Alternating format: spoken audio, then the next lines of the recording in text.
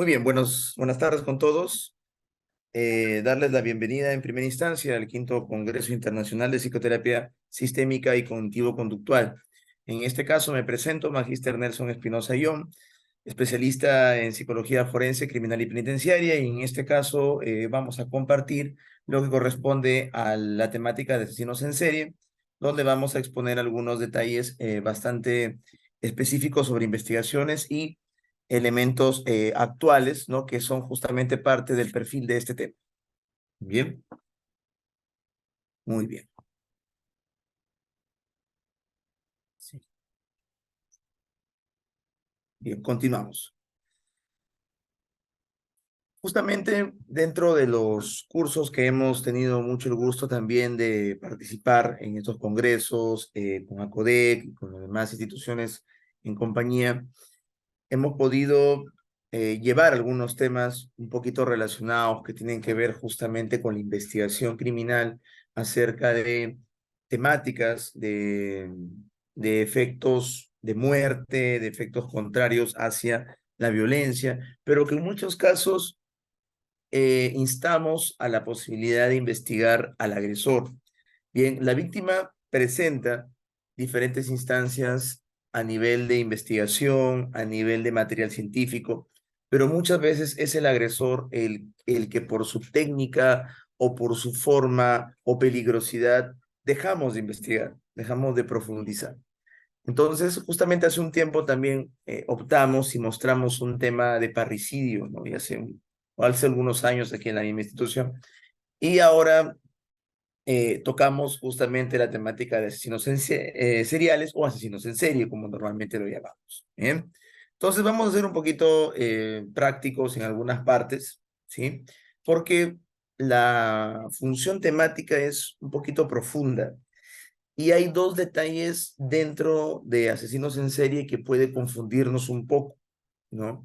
Que es justamente la terminología a nivel internacional o la temática norteamericana, que es aquella en donde han habido más casos, ¿no? Han habido mayores indicios de investigación y es donde a veces nosotros confundimos los términos dentro de nuestro sistema latinoamericano de identificación de criminales, ¿no? Entonces, ahí tenemos muchos detalles que poder evidenciar. Bien, entonces, dentro de la definición, Holmes y Deburger en 1999 definen al asesino en serie como un individuo que mata reiteradamente y comete más de 3 asesinatos. Aquí falta un poco de información referida a en un periodo de 30 a 45 días. Bien. Si bien es cierto, la definición de Holmes a 1999 indica el fallecimiento o el asesinato de alguien hacia 3 asesinatos, pero no habla del periodo. El periodo ya fue colocado, insertado poco tiempo después, ¿no? A un promedio de 30 a 45 días, ¿no? Es como que una mecánica en un intervalo de tiempo muy cerrado, ¿no? Entonces, a veces nosotros vemos a personas y confundimos el término de asesinos en series con un sicario, ¿no? Confundimos el término de asesinos en serie con un homicidio calificado o con homicidios diversos por una organización criminal. Entonces, cambia la perspectiva. Bien, eso es importante tenerlo en cuenta. Justamente y posterior a ello, encontramos también que las personas denominadas como asesinos en serie son personas que normalmente se encuentran solas, o sea, no cuentan con una red de relaciones interpersonales activa. Cada vez que mata a esta persona, se encarga de generar todo su ritual de asesinato a una sola persona. Bien, cuando ya hablamos de matar en grupo, ya entra otro término, como es asesinatos en masa, ¿no? Que va un poquito adjuntado a la terminología de asesino serial, pero ya adjudica otros términos y formas de intervalo en donde se genera el asesinato de una persona o de más personas. En cambio, el asesinato en serie es específicamente a una persona, pero no solamente ahí se detiene, sino dentro de un tiempo regular entre ese mes o 45 días, asesina a otra persona y posteriormente a otra persona, ¿no? O más de 3 personas. Entonces no suele tener ningún tipo de vínculo con la víctima. Normalmente es así, el asesino en serie, como se dice, no recae en tocar miembros cercanos a su entorno, ¿no? Siempre utiliza personas fuera. Por eso muchos asesinos en serie utilizan la metodología de viajero, ¿no? Le llaman el asesino viajero. ¿Por qué? Porque se va como de turismo a un lugar X completamente diferente, pero no únicamente por hacer turismo, ¿no? Sino por identificar, capturar, secuestrar a alguna persona, ¿no? Dentro de su medio como tal, ¿no? Bien, sigamos. Actúa en diversos momentos, pasando por pautas o intervalos de enfriamiento. Esto es importante, el famoso término enfriamiento, bien, que es una tipología o un estadio en cuando la persona culmina todo su proceso de desarrollo de asesinato, empieza el proceso denominado enfriamiento, el cual es el apartado que se da desde que la persona termina el asesinato hasta después de sentir el gusto, la satisfacción y posteriormente ingresa a ese proceso de enfriamiento.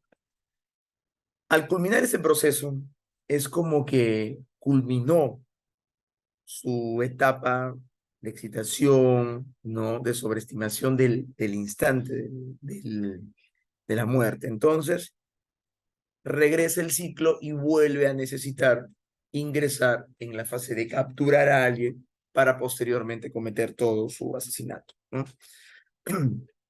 Actúan como depredadores, le llaman. Se acechan, se acercan y matan. Bien. Entonces, dentro de esta imagen controversial, ¿no? Que se ve un poco sangrienta, justamente comentábamos hace un rato, realmente hablamos de personas que mantienen un perfil psicopático, pero también mantienen, en su mayoría o intercaladamente algunos de ellos, mantienen un perfil de trastorno antisocial. ¿Pero qué los convierte en un asesino en serie? Bueno, los convierte justamente el periodo de muerte entre uno u otro y la forma y la mecánica en la que sucede la muerte. Entonces, cuando nosotros hablamos de un psicópata, hablamos de alguien pues que mata, siente satisfacción de hacerlo, pero el asesino en serie necesita acatar un espacio de tiempo, ¿no? Como es justamente el de 2 a 3 asesinatos o más en un periodo de 30 a 45 días, o sea, obedece a un estadio de tiempo regular. En cambio, el psicópata no, el psicópata puede hacerlo este mes hace 2, el otro mes hace 4 o 2 o no hace ninguno hasta el siguiente año. Entonces hablamos de elementos en donde el término serial implica el factor temporal, ¿no? El tiempo. Bien. Y aquí viene una forma que nosotros podemos entender, que es el ciclo, ¿no? Vamos a encontrar en algunos autores un poco más tradicionales que una primera etapa o una primera fase en donde el asesino siente esa necesidad, ¿no? Es la etapa de fantasía o conocida como etapa de áurea. Esta etapa es aquella en la que la persona inicia ese sentimiento, ¿no? Un deseo de llegar a incurrir en la captura de alguien, en el sufrimiento de alguien y posteriormente en la muerte de la persona capturada. Entonces, eso implica de que la etapa de fantasía es aquella en la que este asesino inicia su proceso de deseo, ¿no? No hablamos de deseo de matar directamente, deseo de capturar, secuestrar y de tener poder ante otra persona. Eso justamente se grafica en la posesión, ¿no? Y después de esto pasa la etapa de pesca. Creo que el término ayuda mucho. La etapa de pesca es ese proceso en el que la persona inicia un desplazamiento y proyecta su deseo en capturar a alguien en una fiesta, en un evento particular, en un lugar X, ¿no? Entonces, la pesca es el movimiento que hace la persona hacia la captura, siendo justamente el tercer periodo la etapa de secuestro, ¿no? De captura mismo. Entonces, una vez que la persona es seducida, encantada, y una vez que pasa eso, es capturada, el perpetuador lo que hace es iniciar el proceso de sufrimiento, ¿no? Que es justamente la parte en la que emana el asesinato mismo, la etapa de asesinato, como se ve en el esquema. Y después de eso, la etapa de fetichismo o la etapa de narcisismo. ¿Qué es esto?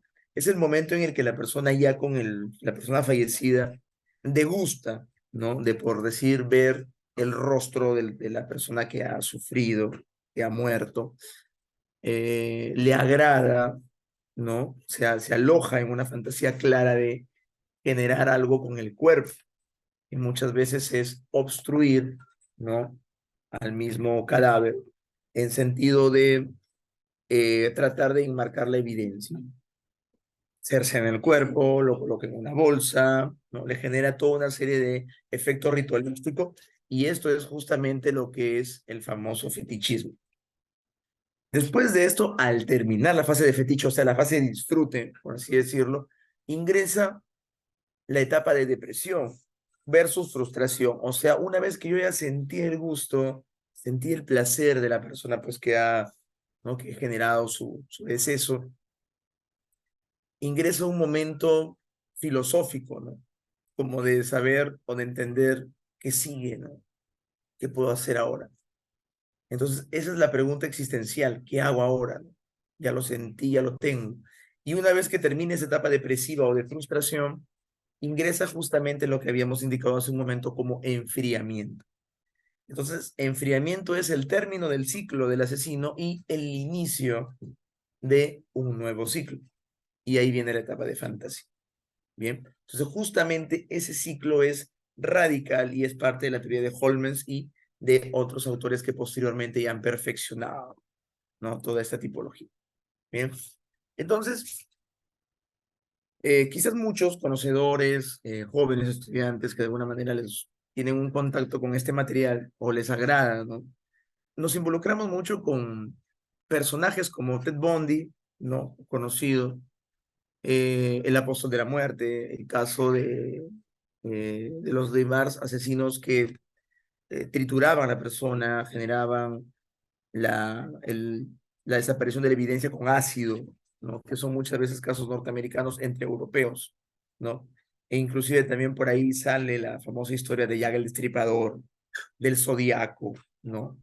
El asesino del Zodíaco, entre otros, que se han vuelto como que una marca representativa de ese tema, ¿no? Pero ahora vamos a ir un poco más a la función realista y vamos a tratar de hablar de algunos asesinatos en series ocurridos en nuestro país. Y hay algunos personajes muy conocidos, pero otros que entran en una discusión de si hablamos de un asesino en serie o si hablamos de un psicópata. Como ya nuevamente lo he mencionado, el psicópata puede ser un asesino en serie, porque acata un contexto de temporalidad en las muertes. Eso es lo que lo hace diferencia. Pero justamente los asesinatos, los homicidios son justamente aquellos que deben ser examinados. Bien, entonces uno de los primeros casos registrados en nuestro país, en Perú, es en 1944 un caso de un japonés, ¿no? Denominado, llamado Mamoru Shimizu, considerado el primer asesino en serie en el Perú, aunque hay un interrogante, ¿no? Si realmente es la primera persona reconocida como un asesino en serie o hablamos de alguien que por una enfermedad mental incurrió en el asesinato de familiares japoneses, ¿no? Que ahí se puede observar. Bien, aquí tenemos algunos elementos de esta historia, ¿no? Que detalla de que, por decir, ¿no? Un 2 de noviembre de 1944, ¿no? Una época de guerra, obviamente, posoriental, Shimizu asesina a 7 integrantes de 2 familias, ¿no? Según el testimonio japonés, esperó que su familia se durmiera para entrar al cuarto de su hermano Tamoto, el cual golpeó con un palo y posteriormente aporreó a su cuñada y a sus 2 sobrinos. Entonces, nosotros aquí hablamos, más que de un asesinato en serie, hablamos de un homicidio calificado en familia, ¿no? Se dice o se especula que también tiene otros casos, porque la modalidad de Chimizu era asesinar a familias enteras, pero de su misma índole, que eran obviamente japoneses o descendientes de japoneses. Entonces, este casito es muy reconocido como parte del historial, ¿no? De nuestra línea de tiempo es uno de los casos más emblemáticos que aparecen. Sin embargo, ¿se puede denominar asesinato en serie? Probablemente no, porque no hablamos de un patrón de más asesinatos en una línea de tiempo de más de 45 días. Entonces ahí viene un poquito el debate. Algunos lo han considerado como un asesino en masa, ¿no? Pero cuando hablamos de una familia entera, entonces ingresa otra interrogante. ¿El asesino en masa puede ser ante una familia entera? No necesariamente, porque una familia hay un motivo. El asesino como tal no debería tener un motivo para denominarse en serie. Entonces ahí viene mucho el debate, ¿no? Porque cuando matas a una familia es por algún motivo, circunstancia económica o simplemente filosófica, por lo cual la persona llegó a perpetuar el delito. Bien, así que este es uno de los casos eh, más directos que podemos ver como parte de la historia. Después pasamos a un caso bien emblemático, que es el de Pedro Pablo Nacada, que es justamente conocido como el apóstol de la muerte. Este caso justamente data de entre el 2005 al 2009, ¿no? Tiempo en el que la persona es detectada en la playa de Chancay, ¿no? En Lima mismo, y que presentaba un estilo, un modo operandi, donde usaba un arma de fuego, y que poco a poco su idea era de que él asesinaba alcohólicos, prostitutas, personas drogadictas, y que su idea era limpiar, ¿no? A la capital, por así decirlo, de este tipo de personas que no sumaban al país, ¿no?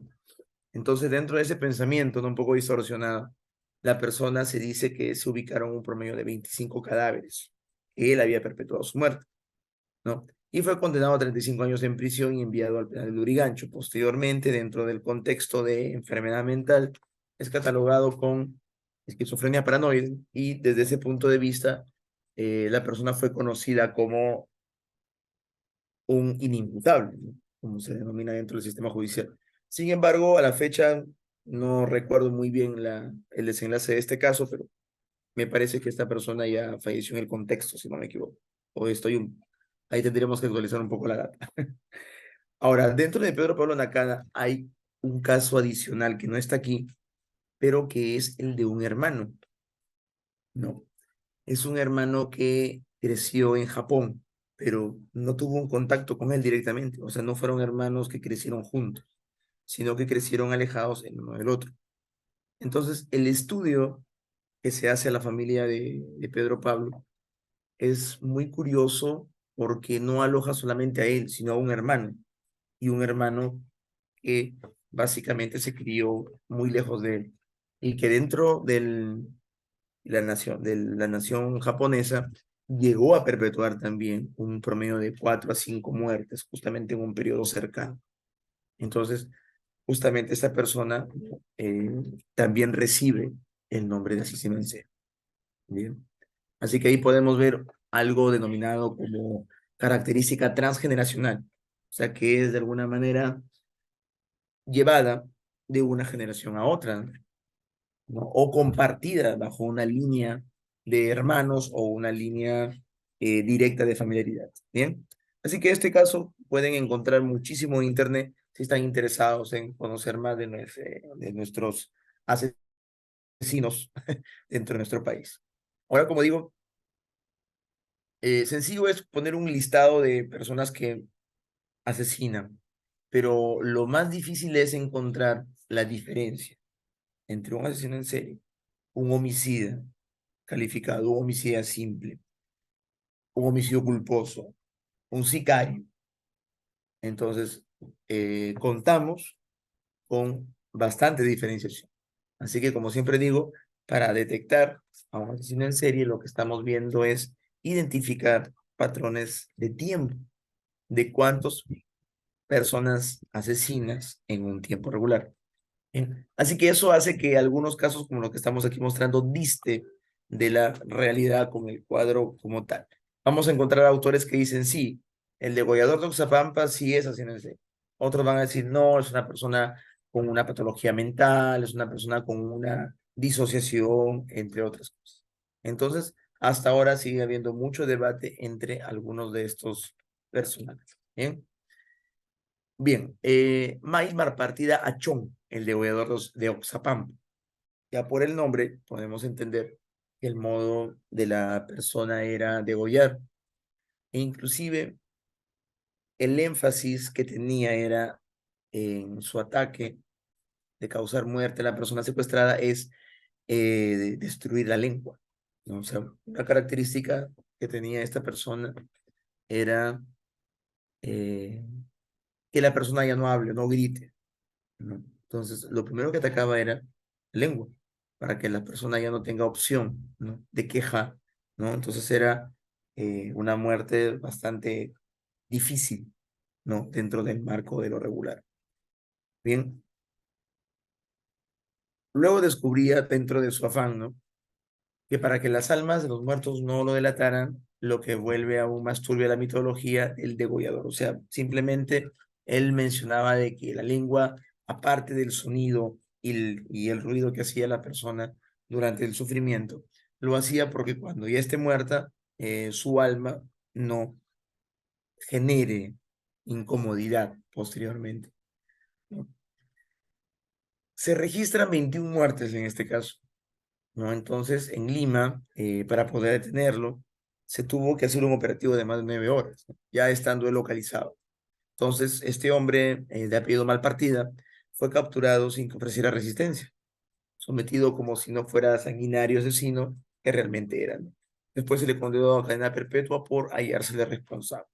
Este es el caso de el deudor de Oxapampa, ¿no? Que justamente esa es la zona en la que perpetuaba sus ilícitos. Después tenemos el monstruo del garrote, ¿no? Su nombre era Domingo Norabuena, en donde esta persona minimizaba justamente los hechos. Hablábamos justamente de un asesino también de nuestro país, donde era conocido justamente por generar una muerte bastante difícil en la persona, como un tema de usar un garrote. ¿Qué es un garrote? Pues hablamos de un instrumento, ¿no? Que es básicamente golpear directamente a la persona en zonas como la cabeza, partes genitales o partes muy vitales, ¿no? Como el corazón, el hígado, ¿no? Entonces la persona era bastante insensible con la vida humana, generando dolor. Entonces, cuando se le pregunta hace cuánto has matado a alguien, minimiza y dice, no, hace un año o recién hace poco, y utilizaba pues respuestas muy ambiguas. El monstruo del garrote es también una historia muy conocida en nuestro territorio peruano.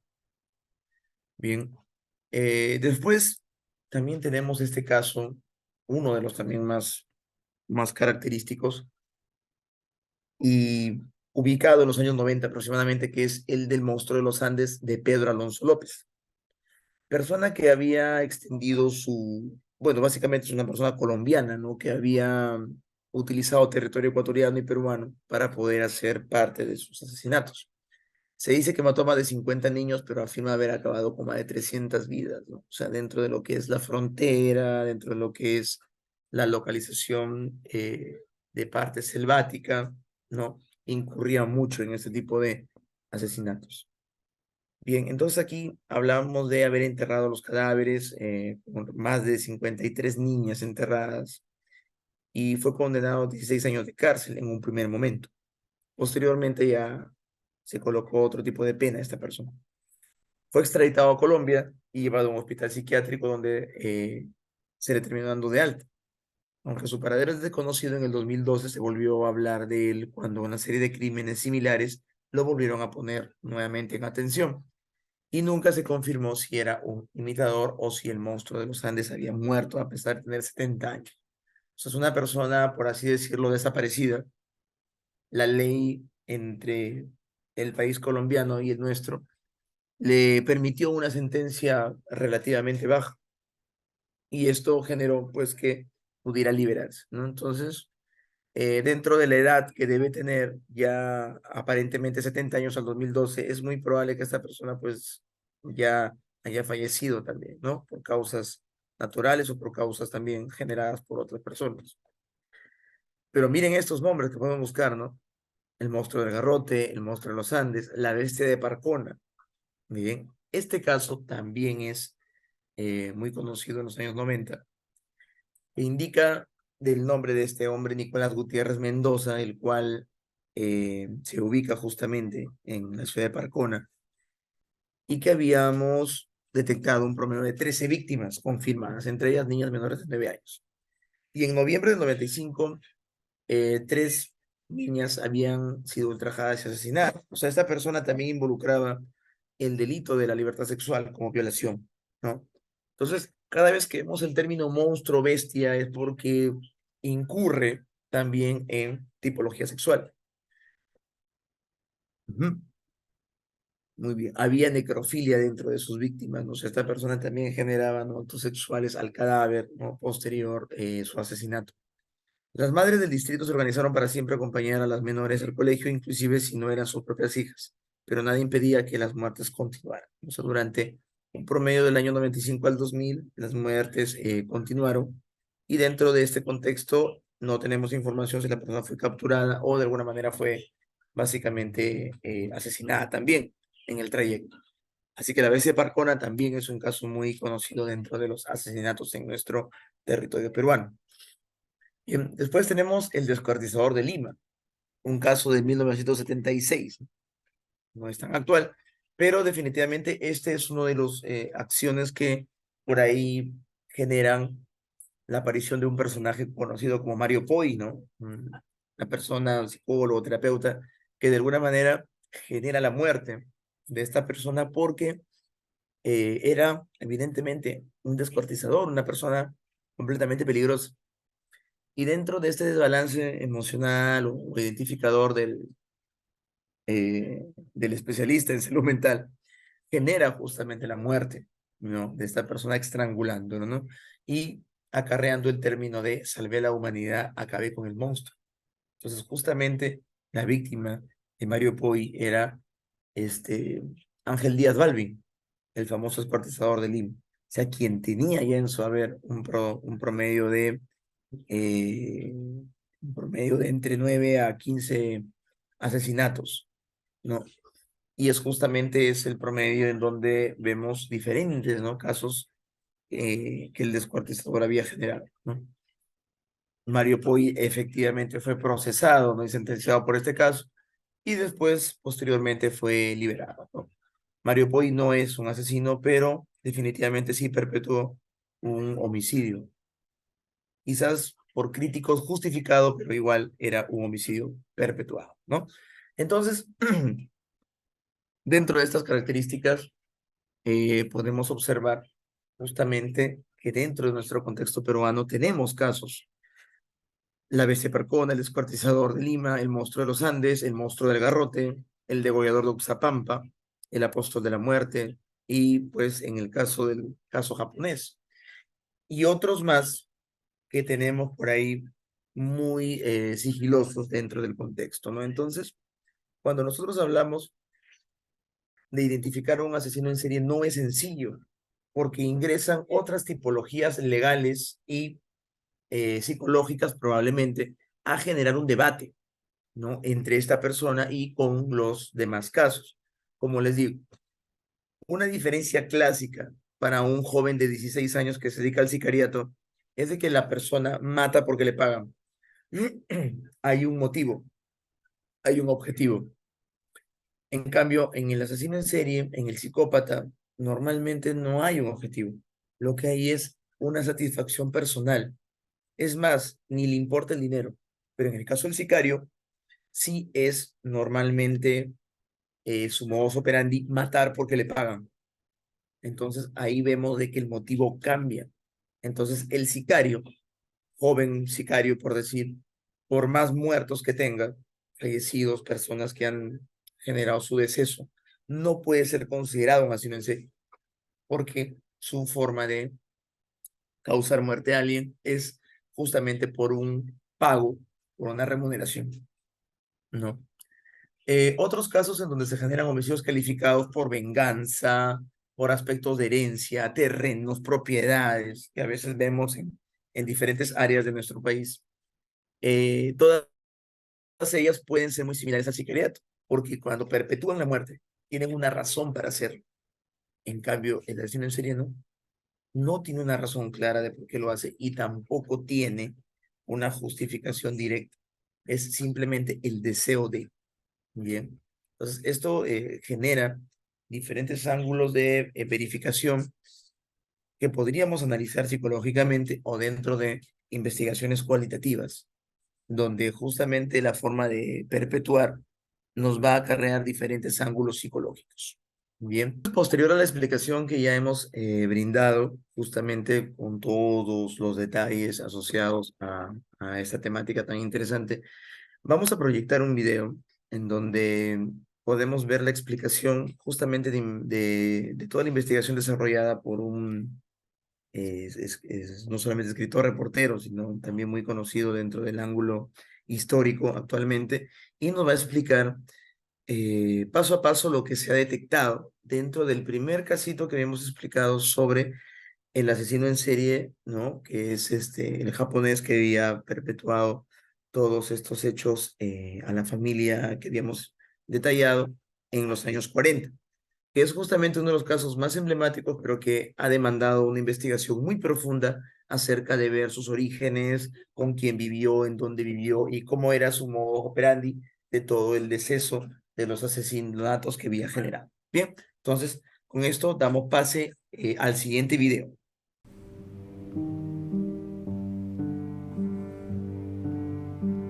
Abuelo,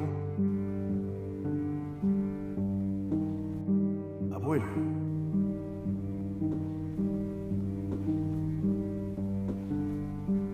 Abuelo, ¿tú sabías de este caso de Mamoru Shimizu?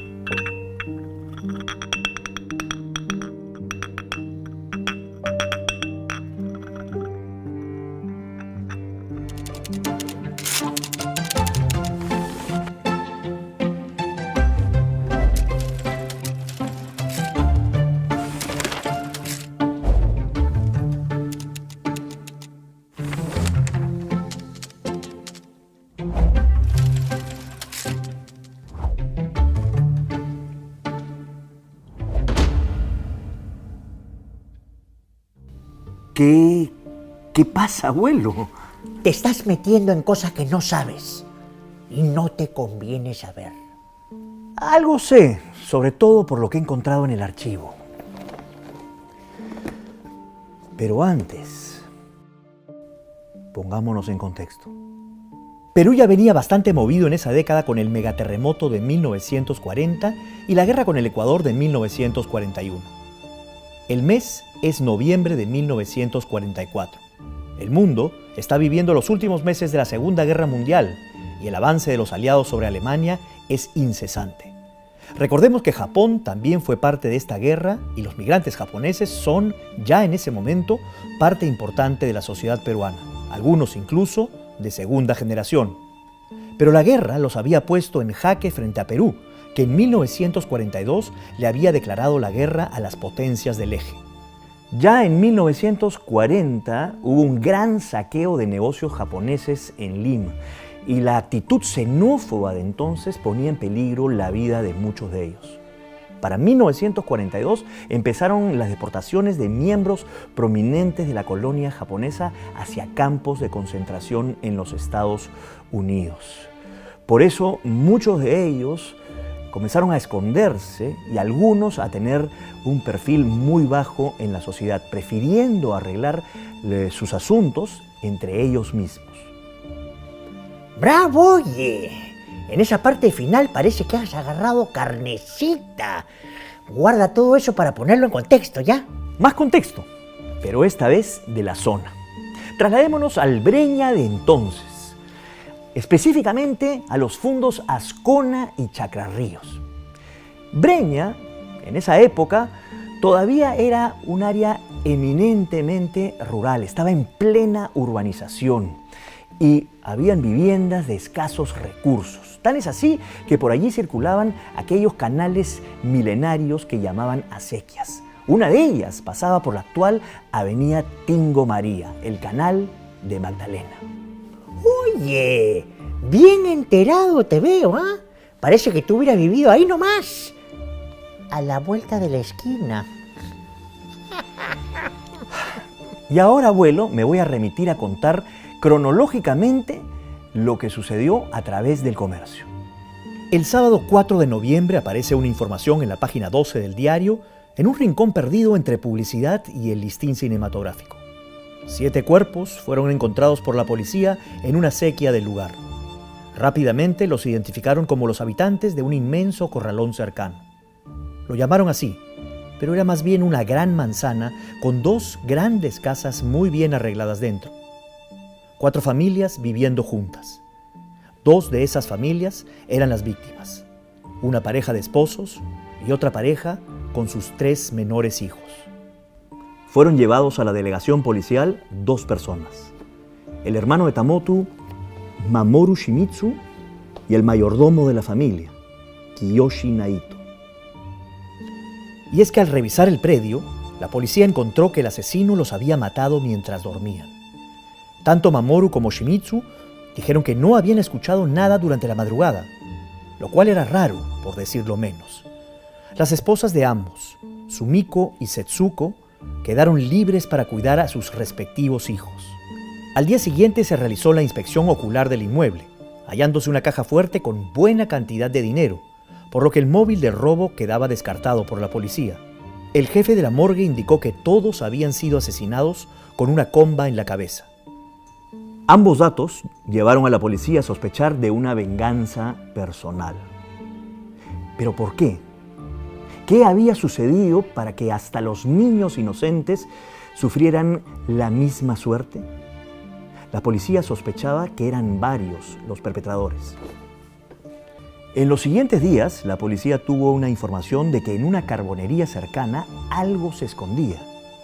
Abuelo, ¿qué es una carbonería? ¿Donde se vende carbón? No, donde venden arroz. Ay, ay, ay. ¿Qué va a ser? Ya, pero en serio, te explico mejor, ¿ya? Durante mucho tiempo la gente solamente cocinaba con leña o con carbón. Pero para ese entonces las cocinas eléctricas eran muy caras y cocinar a gas, bueno, pues era algo realmente impráctico. Así que la mayoría de gente tenía sus cocinas de fierro, por lo que cada barrio tenía su carbonería. ¿No te acuerdas de esas décimas de Nicomé, Santa Cruz? Cisco de carbonería. Ahí está, ¿ves? Más tarde te explico qué cosa es Cisco, muchachón. En esa carbonería que quedaba a la espalda, encontraron escondidos algunos documentos muy extraños, como mapas, fotos familiares y una carta del embajador alemán enviada a la familia Mitsuta agradeciéndoles por un donativo a marineros alemanes. Además, Mamoru contaba que se había levantado temprano y junto a Kiyoshi habían ido al mercado a comprar. Para el día 8 ya se tenía sospechas sobre Mamoru por sus respuestas y porque Kiyoshi contó detalles comprometedores como que en la noche lo vio ir y venir descalzo. El 9, el diario informa que Mamoru es acusado por su esposa Sumiko de ser el autor del asesinato en serie. Ella dice que su corazón así lo indica. Eso y el hecho de haber descubierto un saco manchado de sangre que al principio Mamoru desconoce como propio, pero cuando se lo ponen, es un saco hecho a la medida. Comienzan a tejerse otras conjeturas armadas por el abogado de Mamoru, pero sale a la luz la compra de unos somníferos por parte de este en una farmacia. Se sabe también que unos hermanos fueron deportados por el gobierno a los Estados Unidos y que Tamotu mismo había estado buscado para su deportación. El día 12 se informa que Mamoru se declara el único culpable y se menciona que sucede después de que éste se quiebra frente a su mujer e hija. Su esposa Sumiko entre lágrimas le rogaba que confesara para no hacer más daño a sus connacionales. Al preguntársele por el móvil, solo dijo: asuntos de casa. ¡Asuntos de casa! ¿Y no dijo asuntos políticos? Luego de esto, Naito quedó libre. En los días sucesivos comienzan a aparecer más objetos. Por ejemplo, en la carbonería 6 sacos escondidos que contenían las ropas ensangrentadas de las víctimas y el objeto con el que las mató.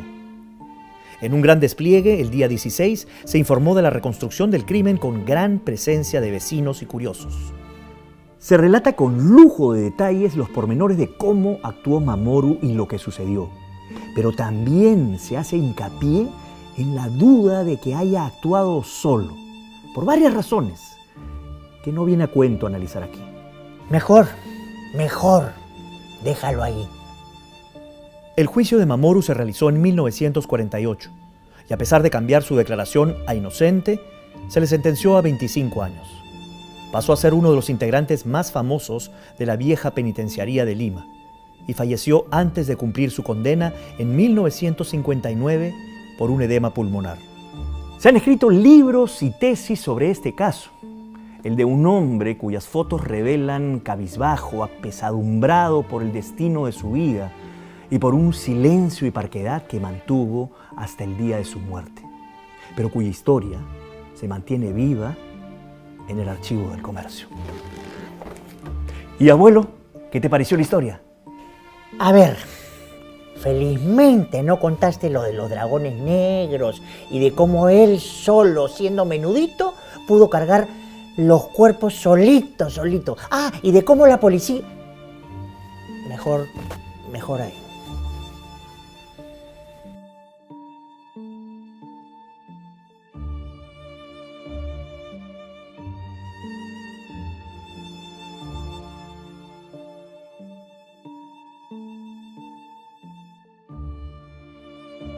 Posterior al haber observado el video que se ha proyectado, justamente hablábamos del primer caso emblemático que tenemos en nuestro país, en Perú, a mediados de los años 40, en donde hemos podido ver, ¿no?, este relator, cómo es que nos explica parte de todo el contexto, ¿no?, que se había dado con el ciudadano japonés y que había generado pues toda una controversia, ¿no?, dentro de aquellas décadas en el que, si bien es cierto, era un entorno asociado a una guerra mundial, pero en Latinoamérica no era muy asociado a este contexto, pero los problemas asociados a la salud mental sí eran recurrentes, pero en muchas ocasiones no se expresaban.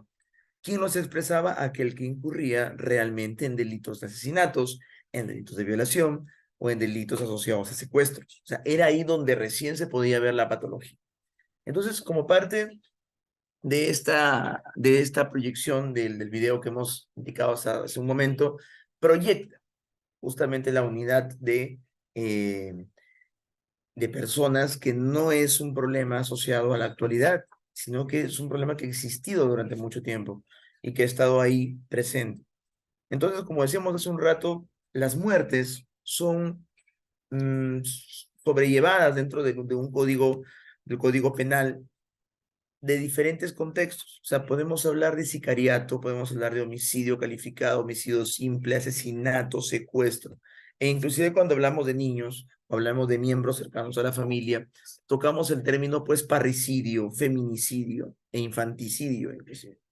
Entonces, tenemos un catálogo de posibilidades de entender cómo es que el asesino en serie nos muestra, ¿no?, sus características regulares, cómo lo podemos conocer, pero sobre todo, lo ideal no es dónde detecto un asesino, sino lo ideal es prevenir y justamente utilizar situaciones en las que podemos, en primera instancia, determinar la diferencia. No podemos decir, oye, esa persona es un asesino serial.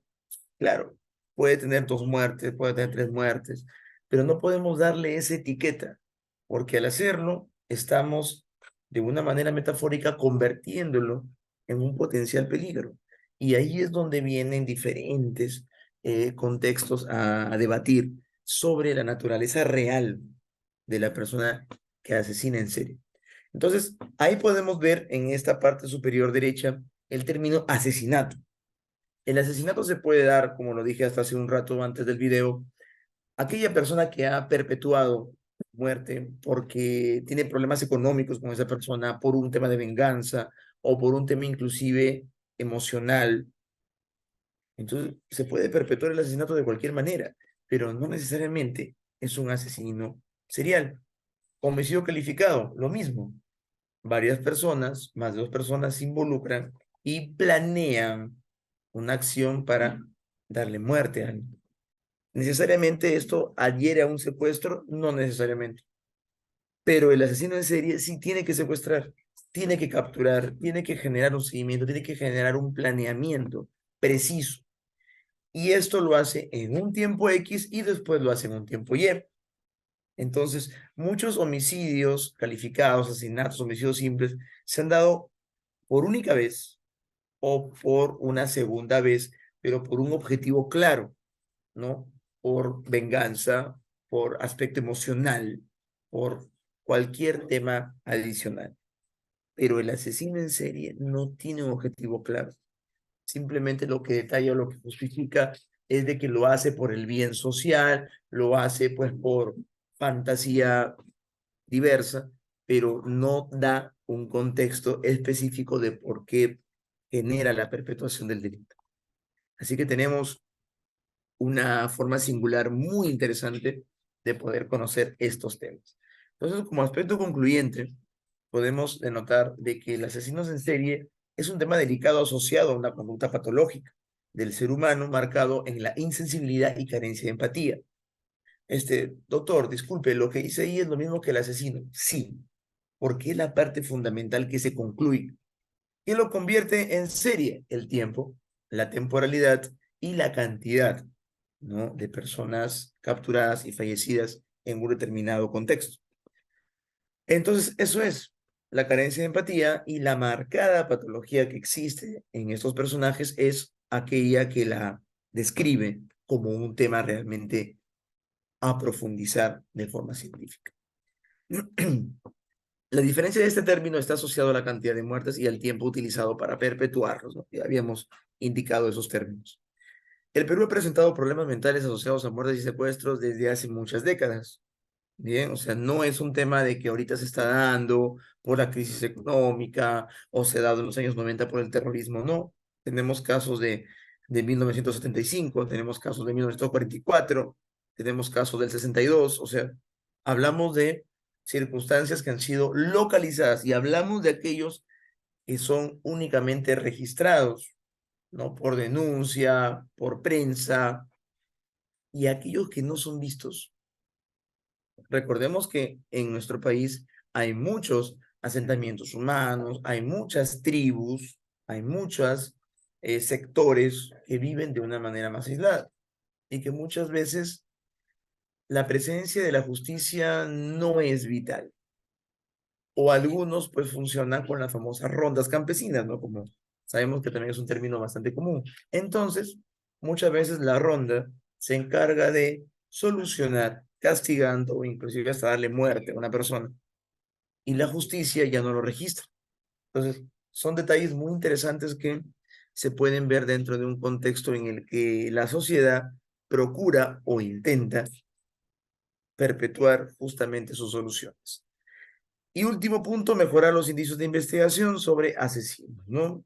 Creo que los asesinatos no solamente es para conocerlos, sino es para estudiarlos, es para conocer la manera en la que se ejecuta una acción y cómo es que nosotros, dentro del plano psicológico, terapéutico, psiquiátrico, neurológico, intentamos darle una explicación lógica, científica al contexto. ¿Que pueden haber factores biológicos? Lo hay. Factores psicológicos sí, son los que priman. Y factores a nivel fisiológico también, dentro quizás de los elementos neuronales, entre otros aspectos que pueden conllevar a un pensamiento distorsionado, marcado por la insensibilidad y la carencia empática. Bien, entonces con esto estamos de alguna manera ya concluyendo nuestra ponencia. Esperemos también que el video, dentro de la ilustración que nos hace nuestro conocido guía, ¿no?, Gonzalo, nos dé un contexto oportuno de entender el tema, ¿no? Y de ver la importancia y la necesidad de no solamente conocer asesinos de otros países, que normalmente son los norteamericanos o los europeos, sino también ver que en nuestro propio país existe el tema, pero no es explotado a nivel de información. Entonces, es justamente una reflexión para que también los medios de comunicación no solamente muestren un asesinato o una circunstancia de violencia, sino que también transmitan las personas que investigan sobre esto. Y es justamente lo que se necesita para que el tema tenga un realce y una postura más singular dentro del contexto de estudio científico. Bien, muy bien. Entonces, con esto pido y genero la recomendación de que es una temática muy interesante dentro del plano criminológico y que esperemos pues esto sirva eh, de reflexión para que podamos incursionarnos más en el perfil del agresor y del asesino. Bien. Listo, con esto hemos culminado. Muchísimas gracias. Cualquier detalle, estamos siempre en contexto con el equipo organizador y por intermedio de ellos pues podemos obtener el material, el link del video, ¿no? Y algunos diversos elementos logísticos que podemos también transferir para que puedan tener mayor contacto con esta tipología temática. Bien, muchísimas gracias, me despido.